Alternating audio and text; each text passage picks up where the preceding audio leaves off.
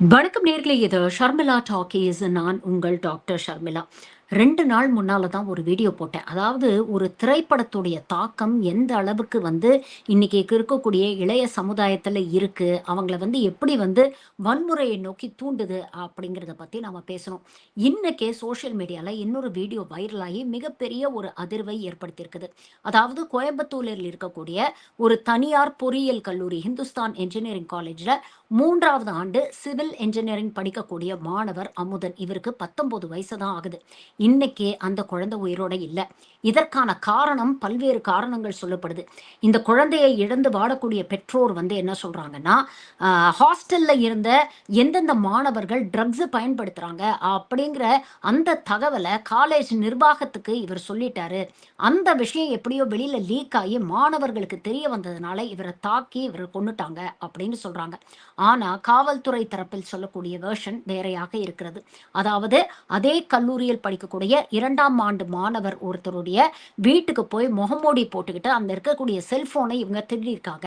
இதை திருடினது அமுதன் தான் தெரிய வந்து அந்த மாணவர்கள் தாக்குனதுல தான் அமுதன் இறந்து போயிட்டாரு அப்படின்னு சொல்றாங்க. இதுல எந்த வருஷன் உண்மையான வருஷன் அப்படிங்கிறது நமக்கு தெரியல. ஆனா என்ன நடந்திருக்கும் அப்படிங்கறத தான் இன்னைக்கு இந்த காணொலியில நம்ம பார்க்க போறோம். பல்வேறு வீடியோஸ் இது சம்பந்தமாக சோசியல் மீடியால வைரல் ஆயிட்டு இருக்கு. 2 வருஷனையுமே நம்ம பார்க்க வேண்டியிருக்கு. அதாவது கோவையில் இருக்கக்கூடிய ஹிந்துஸ்தான் என்ஜினியரிங் காலேஜ்ல 3ஆம் ஆண்டு சிவில் என்ஜினியரிங் படிக்கக்கூடியவர் அமுதன் அப்படிங்கிறவர். அவருக்கு வயது 19. ஏற்கனவே இவர் மேல காலேஜ் ஹாஸ்டல்ல தங்கி படிக்கக்கூடிய இவர் அங்க இருந்த ஒரு நார்த் இந்தியன் சமையல்காரரோட இவருக்கு ஏதோ தகராறு ஏற்பட்டிருக்கு. அது இவர் ஏதோ கையை நீட்டி அவர் அடிச்சிருக்கிறாரு, பேச்சுவார்த்தை நடந்திருக்கு அப்படின்னோடனே காலேஜோடைய மேனேஜ்மெண்ட் இவரை கூப்பிட்டு இவரை கண்டிச்சிருக்கிறாங்க. கண்டிச்சு நீங்க ஹாஸ்டல்ல தங்கக்கூடாதுன்னு அவர் ஹாஸ்டல்ல இருந்து தற்காலிகமா சஸ்பெண்டும் பண்ணியிருக்கிறாங்க. அதனால வெளியில ஒரு நண்பர் வீட்டுல இவர் தற்காலிகமா தங்கி இருந்தார். இப்படி கூப்பிட்டு இவரை விசாரிக்கும் பொழுதுதான் காலேஜுடைய மேனேஜ்மெண்ட் ஹாஸ்டல்ல ஏன் இப்படி தகராறுகள் நடக்குது, ஹாஸ்டல்ல போதைப் பொருள் பழக்கம் இருக்குதா, அப்படி இருக்குன்னா எந்தெந்த ஸ்டூடெண்ட்ஸ் எல்லாம் போதை பயன்படுத்துறாங்க அப்படின்னு அமுதன் கிட்ட கேட்டதாகவும் அந்த தகவலை அமுதன் காலேஜ் மேனேஜ்மெண்ட்டுக்கு கொடுத்ததாகவும் பேரண்ட்ஸ் தரப்புல இருந்து சொல்லப்படுது. இந்த இன்ஃபர்மேஷனை அமுதன் தான் கொடுத்திருக்கிறாரு அப்படிங்கிற நியூஸ் மேனேஜ்மெண்ட் தரப்புல இருந்து எப்படியோ லீக் ஆகி வெளியில வந்துருச்சு. அதனால ஹாஸ்டல்ல தங்கி இருக்கக்கூடிய பசங்க இந்த அமுதன் மேல ரொம்ப கடுப்புல இருந்தாங்க அப்படிங்கிறது சொல்லப்படுது. இன்னொரு வருஷன் என்னன்னா, ஹாஸ்டலை விட்டு வெளியேறிய அமுதன் ஒரு ஃப்ரெண்டு வீட்டுல இவர் தங்கி இருந்தாரு. ஒரு நாளைக்கு அதே ஹாஸ்டல்ல படிக்கக்கூடிய 2ஆம் ஆண்டு மாணவன் இளவரசன் அவர் பேருன்னு சொல்றாங்க. அவரும் சில ஃப்ரெண்ட்ஸும் வெளியில ரூம் எடுத்து தங்கி படிச்சுட்டு வந்தாங்க. நள்ளிரவுல அமுதனும் அவருடைய ஃப்ரெண்ட்ஸும் சேர்ந்து முகமூடி அணிந்து கொண்டு இந்த இளவரசன் தங்கி இருக்கக்கூடிய அந்த வீட்டுக்கு போய் அவங்கள தாக்கி அவங்களோட செல்போன்ஸை பறிச்சுட்டு போனதாக தகவல் சொல்றாங்க. அன்னைக்கு நைட்டு அந்த பசங்களை அசால்ட் பண்ணதுல அமுதனும் ஒருத்தர் அப்படிங்கிறத இளவரசனும் அவர் ஃப்ரெண்ட்ஸும் அடையாளம் கண்டிருக்கிறாங்க. அதனால திங்கட்கிழமை காலையில 8:30 மணிக்கு இவங்க காலேஜுக்கு போனோன்னே அங்கே வந்த அமுதன் மற்றும் அவருடைய நண்பர் இவங்க 2 பேரையும் காலேஜுக்கு பின்புறம் இருக்கக்கூடிய மைதானத்துக்கு கூட்டிட்டு போய் பேசியிருக்காங்க.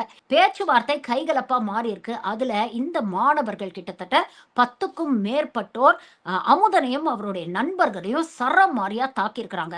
அதாவது கையில கிடைச்சதெல்லாம் வச்சு அவங்கள அடிச்சிருக்கிறாங்க. இரும்பு ராடு, கிரிக்கெட் பேட்டு, இது போன்ற விஷயங்கள் எல்லாம் வச்சு அவங்கள தாக்கியிருக்கிறாங்க அப்படின்னு சொல்லப்படுது.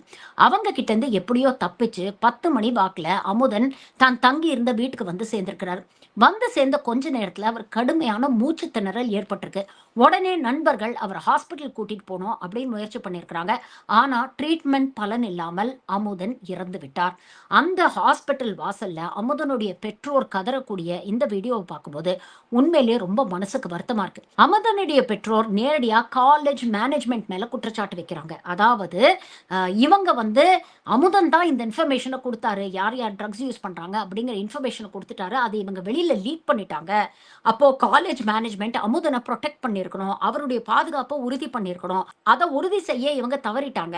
அதனால காலேஜ் மேனேஜ்மெண்ட் மேல கடுமையாக அரசு நடவடிக்கை எடுக்கணும் அப்படிங்கிற குற்றச்சாட்டை வைக்கிறாங்க. இன்னொரு பக்கம் இந்த வீடியோ சோசியல் மீடியால வைரலாக தொடங்கணும்னு காவல்துறை தரப்புல இருந்து அதிகாரப்பூர்வமாக அறிக்கை வருது. அதாவது இது ட்ரக்ஸுக்கும் இந்த வழக்குக்கும் எந்த சம்மந்தமும் இல்ல. இந்த மாதிரி செல்போன் திருடினதுல 2 குரூப்புக்கும் இடையே தகராறு ஏற்பட்டு அது கைகலப்பாக மாறி அது கொலை வரைக்கும் போயிருக்குது அப்படிங்கிற ஒரு விஷயத்தை பதிவு பண்றாங்க.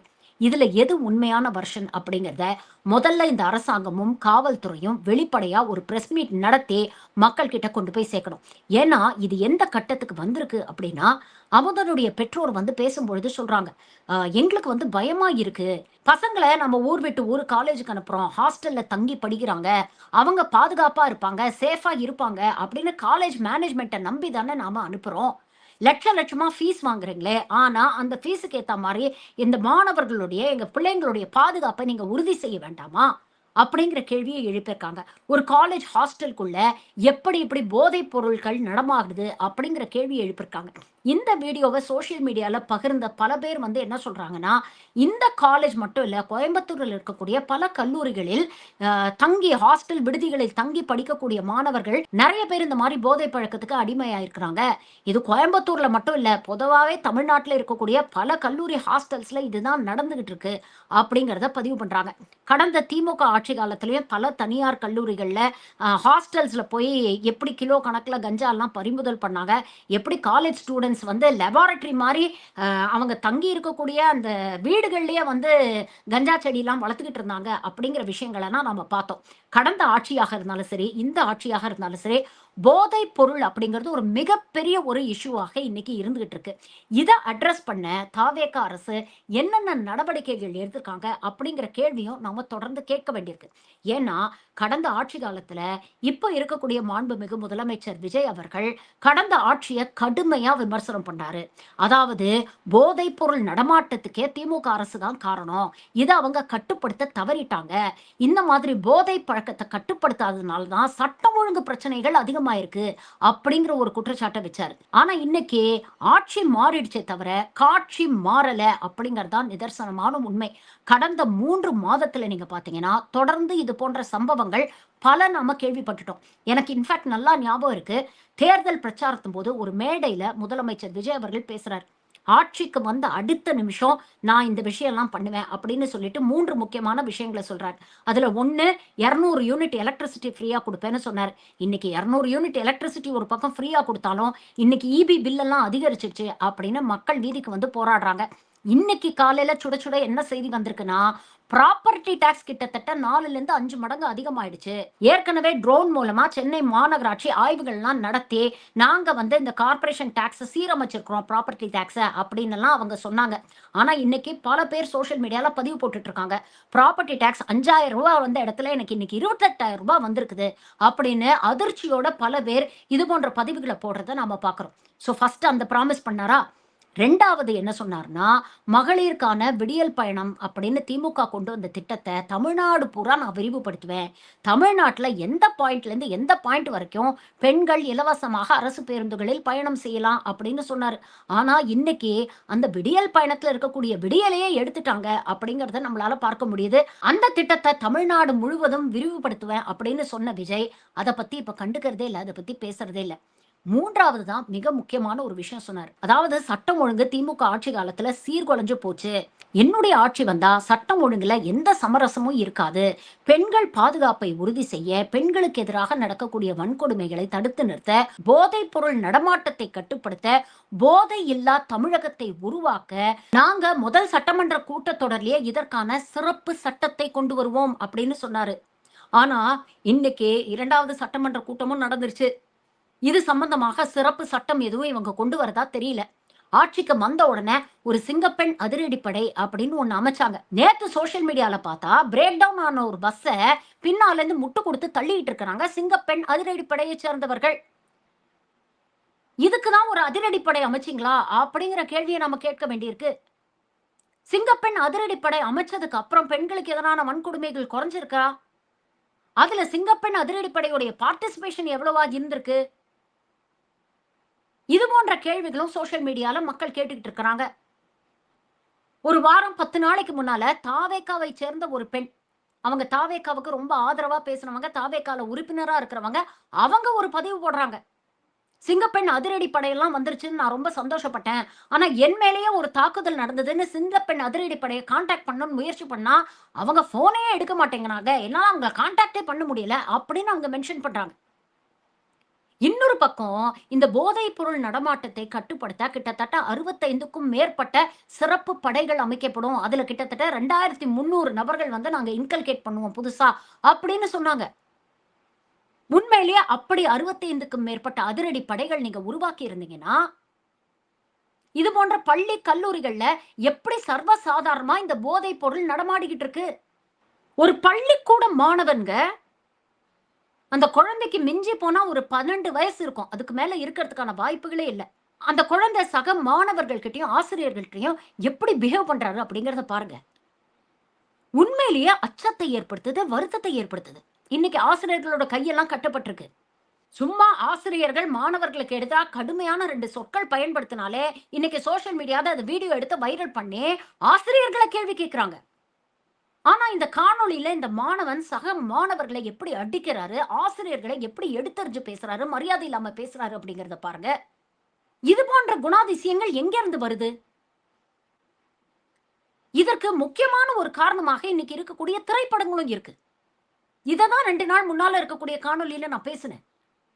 இன்னைக்கு தண்ணி அடிக்கிறது, சிகரெட் பிடிக்கிறது, போதைப் பொருள் பயன்படுத்துறது, இதெல்லாம் ஒரு ஸ்டைல் ஸ்டேட்மெண்ட் மாரி மாறிடுச்சு. பெண்கள் பின்னால அவங்கள தொரத்திட்டு போறது, அவங்கள ஸ்டாக் பண்றது, அவங்கள பாடி ஷேம் பண்றது, அவங்கள கிண்டல் பண்றது, இதெல்லாம் ஹீரோயிசம் அப்படின்னு குளோரிஃபை பண்ணப்படுது. சினிமா மாரி பெண்கள ஒரு கமர்ஷியல் பண்டமாக மாற்றிய எந்த துறையும் இருக்க முடியாதுங்க. இன்னைக்கு பெரிய பெரிய ஹீரோக்கள் நடிக்கக்கூடிய படங்கள்லயும் overdose of violence, overdose of glamour, overdose of everything அப்படின்னு தானே இருக்கு. அதை பார்த்து வளரக்கூடிய இந்த இளம் பதின்பருவத்தைச் சேர்ந்த குழந்தைகளோட மனசுல அது எவ்வளவு பெரிய உளவியல் தாக்குதலை ஏற்படுத்துது அப்படிங்கறத யோசிச்சு பாருங்க. அப்பா அம்மாவை ஒருமையில பேசுறது, ஆசிரியர்களை ஒருமையில பேசுறது, யாரா இருந்தாலும் மரியாதை இல்லாம எடுத்தறிஞ்சு பேசுறது, இதெல்லாம் ஹீரோயிசம் நினைச்சிட்டு இருக்காங்க. இதெல்லாம் இவங்க லாங்குவேஜ்ல சொன்னா கெத்துன்னு நினைச்சிட்டு இருக்காங்க. ஆனா எவ்வளவு பெரிய வெத்து சமூகத்தை நாம உருவாக்கிக்கிட்டு இருக்கோம் அப்படிங்கறத கொஞ்சம் யோசிச்சு பாருங்களேன். இதுல சோசியல் மீடியாவுடைய தாக்கம் சொல்லவே வேண்டாம். சின்ன சின்ன குழந்தைங்க அரசியல்னா என்ன அப்படிங்கிற அடிப்படை புரிதல் கூட இல்லாத குழந்தைங்க, கான்ஸ்டிடியூஷன் அப்படிங்கிற வார்த்தைக்கே அர்த்தம் தெரியாத, ஸ்பெல்லிங் கூட தெரியாத குழந்தைங்க இன்னைக்கு இங்க இருக்கக்கூடிய பெரிய பெரிய அரசியல் தலைவர்களை ஒருமையில விமர்சனம் பண்றாங்க. அப்ப எப்படிப்பட்ட அடுத்த தலைமுறையை நாம உருவாக்கிட்டு இருக்கோம்? இப்ப இந்த பிரச்சனையை எடுத்துக்கங்களேன். இதுல யாருக்குங்க நஷ்டம்? 19 வருஷம் ஆசை ஆசையா பார்த்து பார்த்து வளர்ந்த குழந்தைய இன்னைக்கு பறி கொடுத்துட்டு அனாதையா நிக்கிறாங்க பெற்றோர். இன்னொரு பக்கம் இந்த குற்றத்துல ஈடுபட்ட 10க்கும் மேற்பட்ட அந்த குழந்தைகள் இன்னைக்கு அவங்க மேல கொலை வழக்கு பதிவு செய்யப்பட்டிருக்கு. குற்றம் நிரூபிக்கப்பட்டு தண்டனை கொடுத்தா குறைஞ்சபட்சம் 20 வருஷம் அவங்க சிறையில இருப்பாங்க. அவங்க வயசு போச்சு, அவங்க எதிர்காலம் போச்சு, அவங்களுடைய படிப்பு போச்சு, அந்த குடும்பத்துடைய கனவு போச்சு, எல்லாமே சிதைஞ்சு போச்சேங்க. இன்னைக்கு இருக்கக்கூடிய குழந்தைகள் கோவத்துல உணர்ச்சி வசப்பட்டு தன்னையும் அறியாம செய்யக்கூடிய ஒரு சின்ன தவறு ஒட்டு மொத்தமா அவங்க வாழ்க்கையே சூனியமாக்கிடுது. புரட்டி போட்டுருது அந்த குடும்பத்தையே. இதற்கெல்லாம் யாரு பொறுப்பெடுத்துக்க போறாங்க? இதைத்தான் கடந்த ஆட்சியிலேயே நாம சொன்னோம். இது ஒரு கலெக்டிவ் ரெஸ்பான்சிபிலிட்டி. இதற்கு எந்த ஒரு தனிப்பட்ட அரசியல் கட்சியோ இல்ல அரசியல் கட்சி தலைவரையோ குற்றம் சொல்லி எந்த பிரயோஜனமும் இல்ல.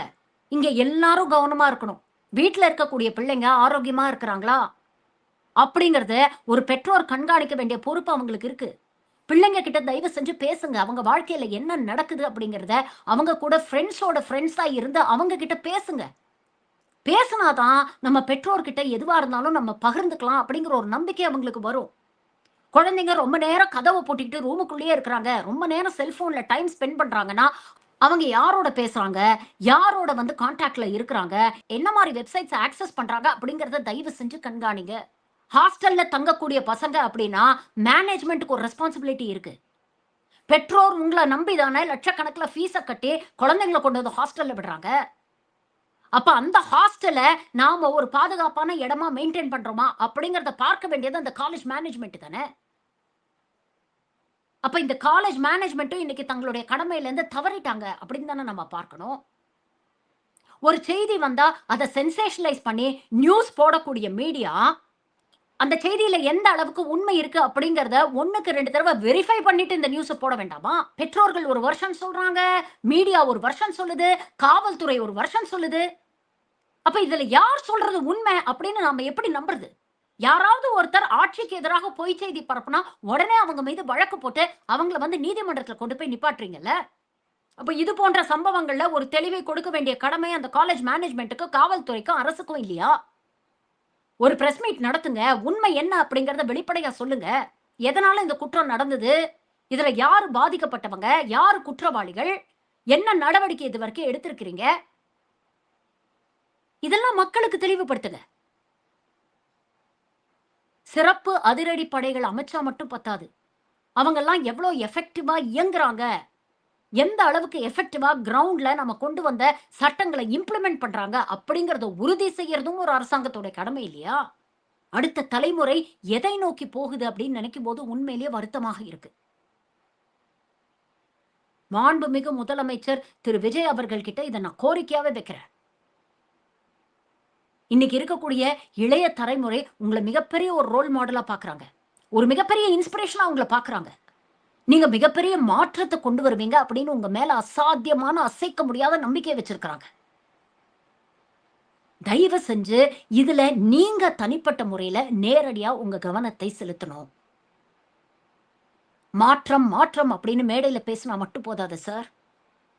அது கிரவுண்ட்ல ரிஃப்ளெக்ட் ஆகணும். நன்றி. வணக்கம்.